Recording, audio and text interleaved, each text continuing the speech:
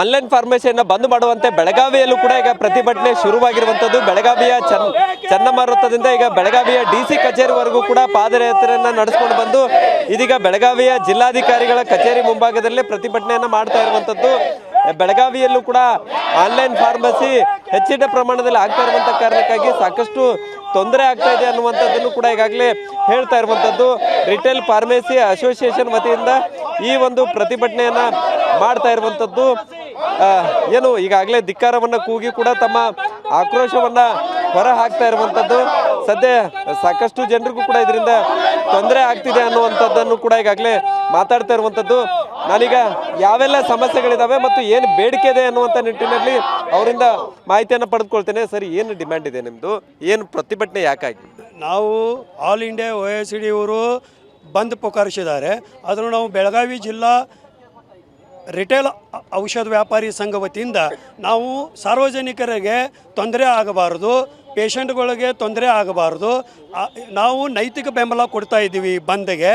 ಮತ್ತೊಂದು ಇವತ್ತು ಏನಾಗ್ತಾ ಇದೆ, ನಾವು ಬಂದು ಇಟ್ಟರೆ ಅಪೋಲೋ, ಮೆಡ್ಪ್ಲಸ್ ಮತ್ತು ವೆಲ್ನೆಸ್ ಪಾರ್ಲರ್ ಚೈನ್ ಶಾಪಿಂಗ್ ಏನಿದ್ದಾವೆ, ನಾವು ಬಂದು ಇಟ್ಟರೆ ನಮ್ಮ ಇದ್ದಿದ್ದು 4 ಗಿರಾಕಿ ಅವ್ರ ಕಡೆ ಟರ್ನ್ ಆದರೆ ಒಳ್ಳೆ ನಮ್ಮ ಕಡೆ ಬರೋದಿಲ್ಲ.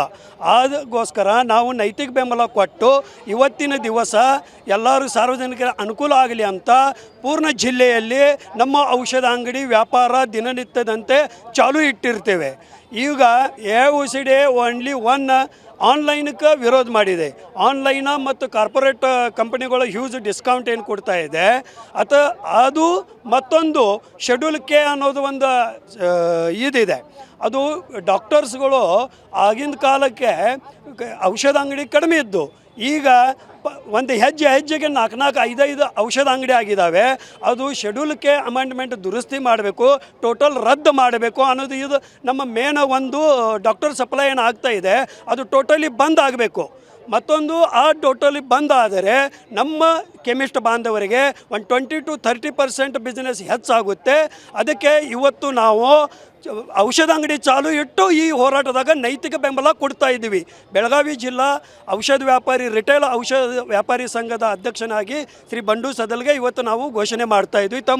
ತಮ್ಮ ಮುಖಾಂತರ ನಾವು ಎಲ್ಲ ಜನರಿಗೆ ಅನುಕೂಲ ಆಗಲಿ ಅಂತೂ ನೀವು ಬಂದು ನಿಮ್ಮದು ಏನು ಮೆಡಿಸಿನ್ ನೀಡಿದೆ ಅದು ಬಂದು ನೀವು ತೊಗೊಂಡು ಹೋಗ್ಬೋದು ಅಂತ ವಿನಂತಿ ಮಾಡ್ಕೋತೀವಿ. ಈಗ ನಿಮ್ಮ ಮನವಿಗೆ ಸರ್ಕಾರ ಸ್ಪಂದಿಸ್ತಾ ಇದ್ರೆ ಮುಂದಿನ ಹೋರಾಟ ಯಾವ ರೀತಿ ಆಗಿರ್ತದೆ ಸರ್? ಈಗ ಸರ್ಕಾರ ಯಾವ ರೀತಿ ನಮಗೆ ವಂದಿಸ್ತಾ ಇದೆ ಅದ್ರ ಮೇಲೆ ನಾವು ಡಿಸಿಷನ್ ಮಾಡ್ತೀವಿ. ಯಾಕಂತಂದ್ರೆ ಸರ್ಕಾರ ನಮಗೆ ಬೆಂಬಲ ಕೊಡ್ತೇನೆ ಅಂತೇಳಿ ಇದನ್ನು ಮಾಡ್ಯಾರ, ಬಟ್ ಆ ಪ್ರಕಾರ ನಾವು ಮುಂದೆ ಕ್ರಮಗೊಳ್ತೀವಿ.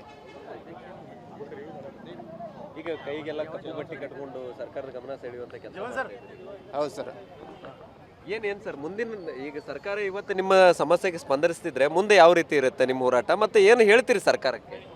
ನೋಡಿ, ಈಗ ಸರ್ಕಾರ ಹೊಸ ಫಾರ್ಮಸಿ ಕಾಲೇಜ್ಗಳಿಗೆ ಅನುಮತಿ ಕೊಡ್ತಾ ಇದೆ ಹೊಸ ಓಪನ್ ಮಾಡಲಿಕ್ಕೆ. ಅದರಿಂದ ಪ್ರತಿಯೊಂದು ಕಾಲೇಜಿಂದ ಈಗ ನಮ್ಮ ಬೆಳಗಾವಿದೊಳಗೆ 7 ಕಾಲೇಜ್ ಇದಾವೆ ಫಾರ್ಮಸಿ ಕಾಲೇಜುಗಳು. ಸುಮಾರು 400 ಸ್ಟೂಡೆಂಟ್ಸ್ ಬರೀ ಬೆಳಗಾವಿಯಿಂದ ಹೊರಗೆ ಬೀಳ್ತಾರೆ. ಸರ್ಕಾರ ಅಂತದ ನೌಕರಿ ಸಿಗೋದಿಲ್ಲ, ಬಿಸ್ನೆಸ್ ಮಾಡಿರಿ ಅಂತ. ಈಗ ಬಿಸ್ನೆಸ್ ಮಾಡಬೇಕಾದ್ರೆ ಶಾಪ್ ಹಾಕ್ಲಿಕ್ಕೆ ಜಾಗ ಬೇಕು. ಈಗ ಅಟ್ಯಾಚ್ ಕೌಂಟರ್ಸ್ ಹೆಚ್ಚಾಗಿದ್ದರಿಂದ ಎಲ್ಲರೂ ಡಾಕ್ಟರ್ಸ್ ತಾವೇ ಮೆಡಿಸಿನ್ ಮಾರ್ತಾ ಇರೋದ್ರಿಂದ ಔಷಧ ಅಂಗಡಿಗಳು ಬಂದ್ ಆಗ್ತಾ ಇವೆ. ಅದ್ರ ಕಡೆ ಲಕ್ಷ್ಯ ಕೊಡ್ತಾ ಇಲ್ಲ. ಯಾಕಂದರೆ ಶೆಡ್ಯೂಲ್ ಕೆ ಪ್ರೊವಿಷನ್ದೊಳಗೆ ಡಾಕ್ಟರ್ಸಿಗೆ ಮೆಡಿಸಿನ್ ಮಾರಬೇಕು ಅಂತ ಒಂದು ಪ್ರೊವಿಷನ್ ಅದ. ಆದರೆ ಅದು 45 ಆ ಪರಿಸ್ಥಿತಿ ಇತ್ತು. ಆವಾಗ ಮೆಡಿಕಲ್ ಶಾಪ್ ಕಾನ್ಸೆಪ್ಟ್ ಇದ್ದಿಲ್ಲ, ಫಾರ್ಮಸಿ ಕಾಲೇಜ್ಗಳು ಇದ್ದಿದ್ದಿಲ್ಲ. ಕಂಪೌಂಡರ್ ಒಳಗೆ ಫಾರ್ಮಸಿಸ್ಟ್ ಅಂತ ಪರ್ಮಿಷನ್ ಕೊಡ್ತಿದ್ರು. ಈಗ ಫಾರ್ಮಸಿ ಕಾಲೇಜ್ ಅದಾವ, ನೀವು ಫಾರ್ಮಸಿಸ್ಟ್ ರಿಜಿಸ್ಟರ್ಡ್ ಫಾರ್ಮಸಿಸ್ಟ್ ಇದ್ರೇ ನಿಮ್ಗೆ ಮೆಡಿಕಲ್ ಶಾಪ್ ಹಾಕ್ಲಿಕ್ಕೆ ಪರ್ಮಿಷನ್ ಅದ. ಅಂಥದ್ರೊಳಗೆ ಡಾಕ್ಟರ್ಸ್ಗಳು ತಾವ ತಂದ ಮೆಡಿಸಿನ್ ಮಾರಾಕತ್ತ ಮೇಲೆ ಔಷಧ ಅಂಗಡಿಗಳು ನಡೆಯೋದು ಹೆಂಗೆ? ನಿರುದ್ಯೋಗ ಹೆಚ್ಚಾಗ್ತದೆ. ಅದಕ್ಕೆ ಶೆಡ್ಯೂಲ್ ಕೆ ಪ್ರೊವಿಷನ್ ಏನದ ಅದನ್ನು ರದ್ದು ಮಾಡಬೇಕು. ಅಂದ್ರೆ ಈ ಎಲ್ಲ ಮೆಡಿಕಲ್ ಶಾಪ್ಗಳು ಏನದಾವ ಬಾಳಬಹುದು, ಅವ್ರು ಸರ್ವೈವಲ್ ಆಗಬಹುದು. ಇದನ್ನು ಏನಾರು ರದ್ದು ಮಾಡಲಿಲ್ಲ ಅಂದ್ರೆ ನಾವು ದೇಶದಾದ್ಯಂತ ನಾವು ಮುಷ್ಕರ ಮತ್ತೊಂದು ಸಲ ನಾವು ಇಡ್ತೀವಿ.